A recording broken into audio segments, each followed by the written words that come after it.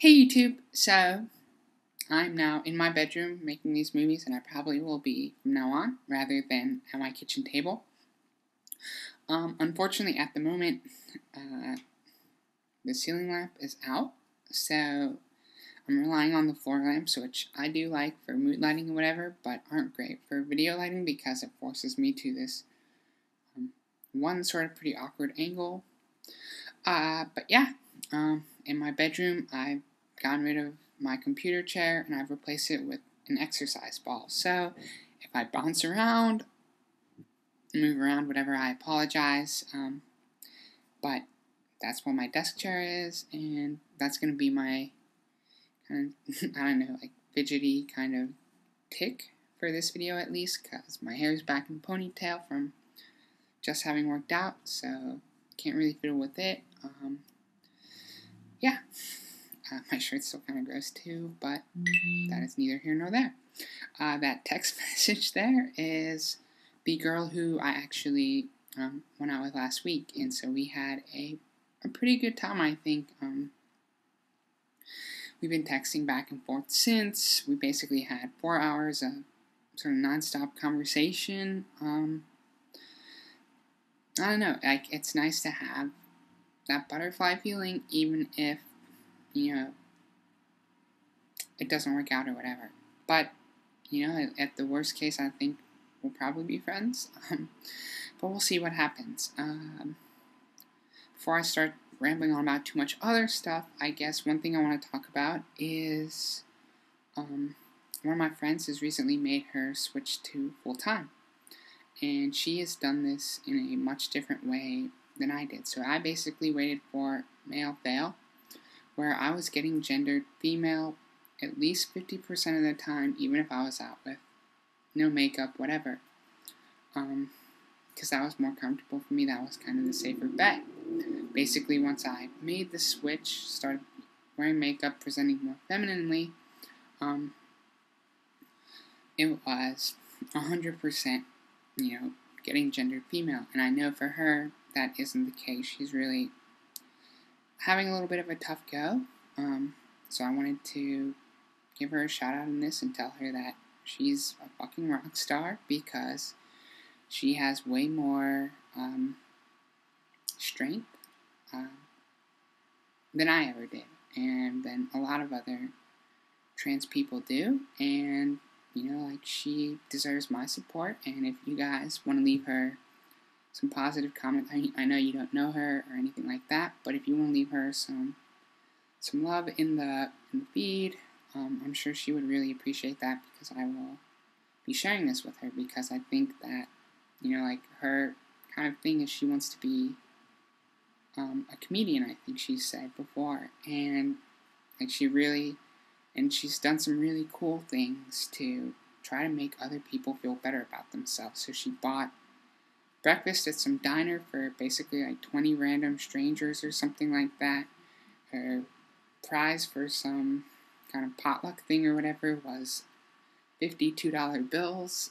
So she does some really cool, kind of quirky stuff. Really good, solid person. And she's going through a little bit of a tough time, because she is basically jumping straight into the fire straight into the boiling water rather than boiling the water. If you know the parable of the frog and how you boil it or whatever. Anyway, I think that kind of makes a decent transition into just talking about how things can still be kind of tough, even after you go full-time. Like for me, some of the stuff is just adjusting to being a woman in the workplace, outside of the workplace, whatever. Like, it's kind of weird to me that guys will sometimes feel emasculated if I hold the door open for them. And then it definitely stings when, I'm with women at work, or we went out last Friday after work for some margaritas. Basically hearing people talk about their children and say, oh, well, you'll understand when you're a mom, when you have kids. And it's just like, like, that stings a little bit. And I would like to have kids. I did bank sperm so I can have biological kids, or probably adopt as well. But like just those kind of comments where, yeah, like I mean that kind of stuff stings. I mean, it's not as bad as people being rude directly to your face, but like you're basically changing your entire life. And even kind of further on down the road, when you think that, okay, well, all this stuff is behind me, now it's just the easy part, right? Well, yeah, no, maybe. Sometimes it works out that way, but then there's just all sorts of little things where you kind of wonder, if people ever going to clock me because I'm stealth at work? And so you have that kind of looming over your head too. Or you could be out, but then you're always just wondering, well, how, are people treating me differently because I'm trans or whatever? And so, like, you're kind of damned if you do, damned if you don't. And I don't think that this is necessarily exclusive to trans people. Like, everybody has problems. And it's just really a matter of kind of figuring out how to deal with them, how to forget about them, how to just kind of live in spite of them. And, sometimes it's like, there are lots of great little moments too where, does getting gendered correctly ever get old? No. But on the flip side, like, I know that I pass. I'm pretty lucky to have that privilege. For people who don't, does that, getting gendered correctly, does that feel nice? Or does it maybe feel kind of like you're being humored or whatever? I don't know. And I think that from the discussions I've had, that most people obviously prefer that to being gendered incorrectly. But you can't worry too much, I guess, about other people's motivations. You kind of just have to do your own thing, and I think that's what leads so many people to transition, but then you kind of forget about it after you're done transitioning, where it's still, well, do I look good in this sweater?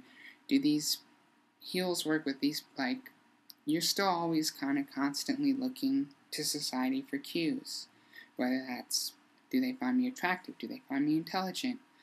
Am I getting good reviews at work? Humans are social beings. John Donne, no man is an island. We are constantly looking for feedback, maybe validation in some cases, but yeah, and you need other people around you, and obviously having good, supportive, friendly, nice people is great, but not everybody is that way. I'm kind of rambling here. I apologize for that. That's why I'm starting to bounce. But, like, you get the idea that there is plenty of kind of awkward moments that are still going to happen. There's plenty of great little moments. But the point is that, stay as positive as you can and continue to live so that you can collect more of these moments.